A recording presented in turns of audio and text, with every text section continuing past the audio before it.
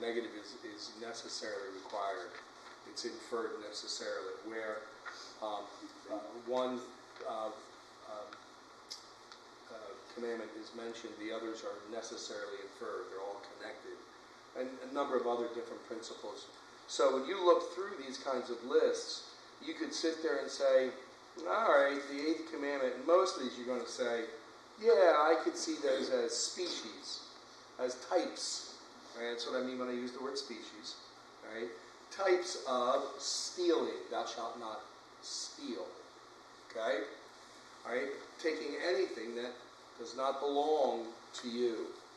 So I want you to just look through this list for just a minute and find one that you would go, huh, I would have never thought that was a form of theft. Brennan, you have it up there on the screen? Okay. We're all over. Oh, we're all looking at our screens. Good. All right. I like the green. See, I'm wearing green too. Isn't that cool? Yeah. Now that way, if you have green when you go to the bathroom, you have something to match it, right? So, okay. Those of you who haven't found one yet, keep looking. Does anyone find one that's like, oh, that's odd? Anyone got one? Found one. Go ahead, Jen. Envying the prosperity of others. Where would that be? Oh, I see it all the way down there. So let's look up the word, the verse. All right, Psalm 73:3. I can almost quote that one. It was envious of the arrogant. That's the King James. When I saw their wealth. All right. He goes on in that passage talking about how fat and sleek they are. And when he means sleek, he doesn't mean skinny. He means we would say supple in their cushiness. Okay. Like King Eglon. What? Like King Eglon. Like King Eglon.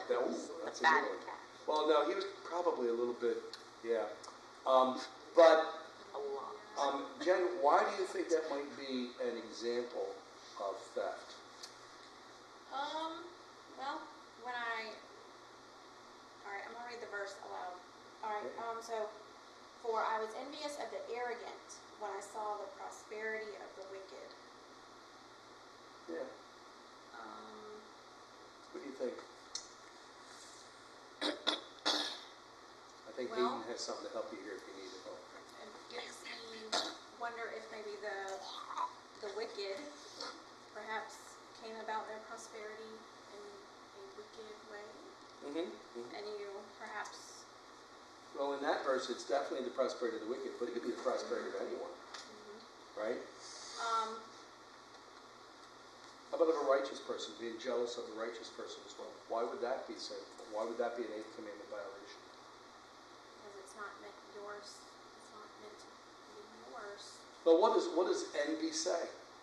You're jealous. You're jealous and you want what? Want it. No matter what. You're coveting. Yeah, you're coveting. That would be the 10th commandment.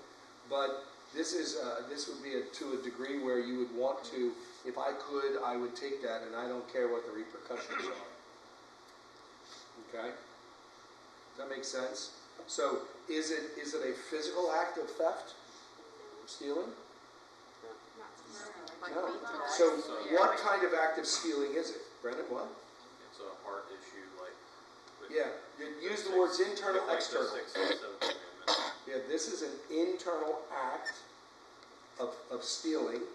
Okay, we would say this is the motions of the sinful desires.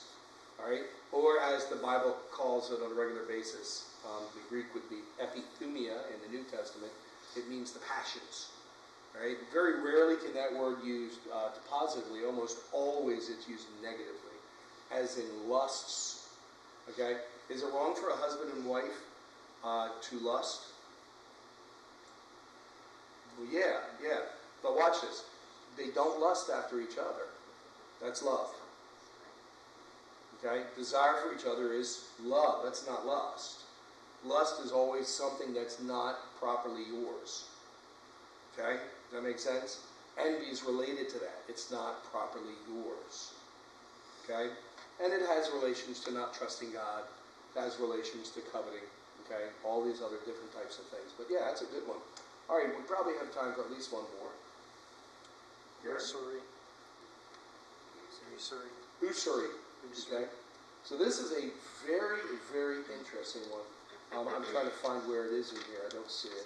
Psalms 15:5. 15:5. Well, that's not helping me. What bullet point? It's on your paragraph. in the middle. Kind of in the middle. Second paragraph, fraud. Does it begin with fraud? No, Oppression. Oppression. Extortion. I finally found it, I was gonna tell you the first. All right, Garrett, look up the word, the psalm there. Okay, what is usury while Garrett's looking it up? Interest. Interest? No. Excessive interest. Unjust interest. This is difficult, guys. We have had debates over the history of the church, okay, where it is completely misunderstood. One of the things that will help is if you go back and look at how the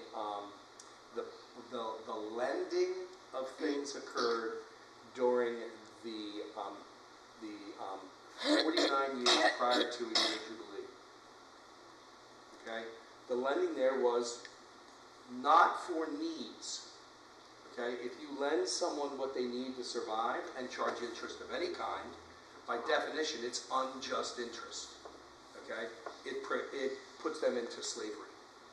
Okay, but if someone is like, well, I want to expand my farm, and I need to get a new tractor, and I'll be able to pay for the thing in 2 years, under ordinary circumstances, but, and your next door neighbor has the extra money, he says, well, I'll tell you what, I'll lend you the money, but you give me 10%, or you give me 20%, or at some point it's like, now wait a minute, that's usury. Does that make sense? Okay. Another category, if you look in the old Mosaic law, is you're allowed to not worry about the usury laws when it comes to people who are not part of the covenant. If they were outside the covenant, you could charge them whatever interest you wanted.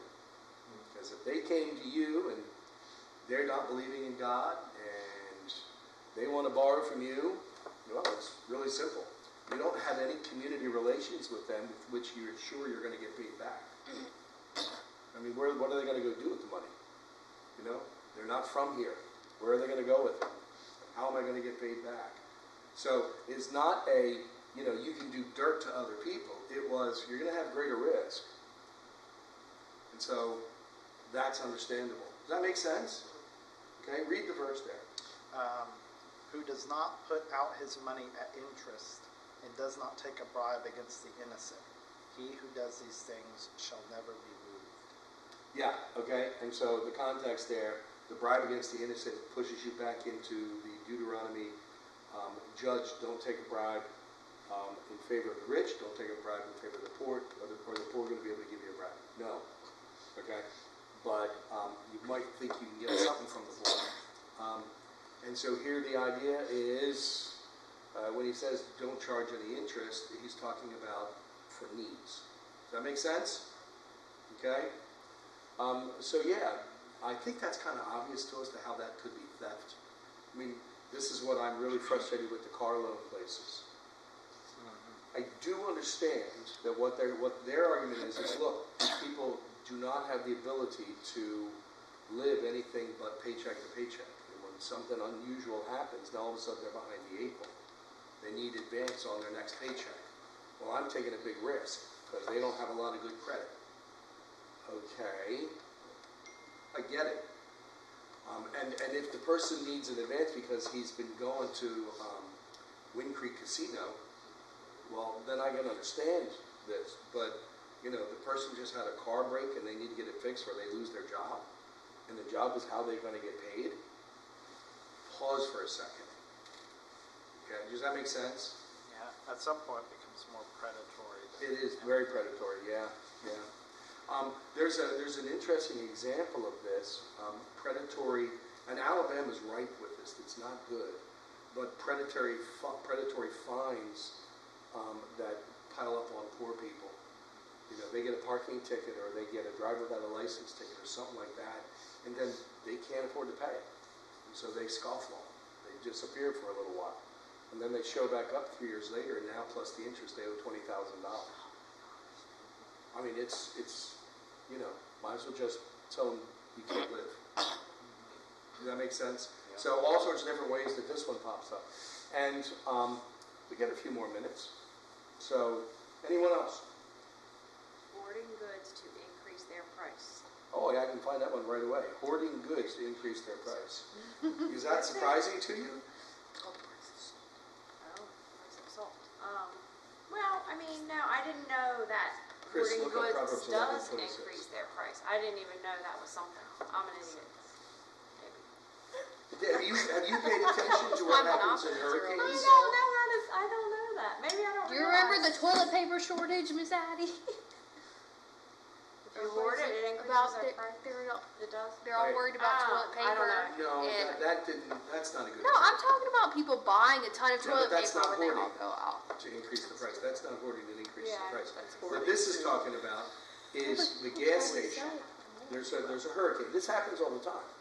There's a hurricane. There's entire Okay. economies built around this.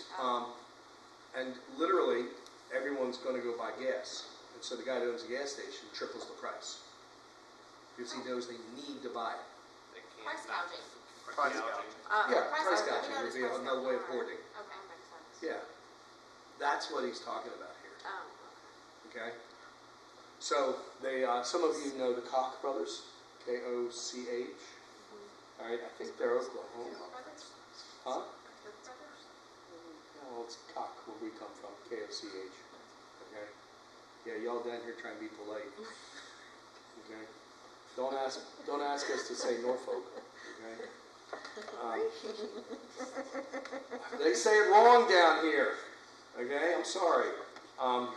But they, those two, at one point tried to corner the market on. Anyone remember? Is it oil? Nope, not oil. Silver. They tried to corner the market on oil. They tried to own enough of the, I think, silver mines Argentina? in America or something like that, where they could control the price. Everyone who has a diamond on their finger, you have been a part of the world's largest, longest running hoarding business in the history of the world. Name of the family? The beers. De Beers. Where are they located? Belgium. Not quite. South Africa. Anyone know their ancestry background? You're going to hate this one. Dutch. Anyone know their religious background? Presbyterian. Reformed. Dutch Reformed. Oh, man. Continental that's Reformed. really- Yeah, our cousins. Uh-oh. All right? That's really Okay? Yeah, it's They're going to answer for it. Okay? Anyone ever heard of blood diamonds? There you go. All right, anyone else? One more.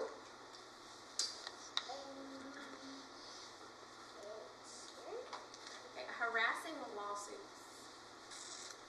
Oh, yeah. Okay, so my question about that would be, I noticed that it is specifically saying harassing lawsuits. Mhm. So like, I get like, what are they, ambulance chasers?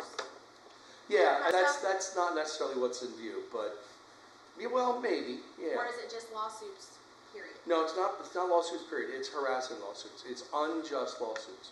Lawsuits are a part of the civil process in our culture that you have to be able to use in some legitimate circumstances. This is for illegitimate purposes. Does that make sense? Okay?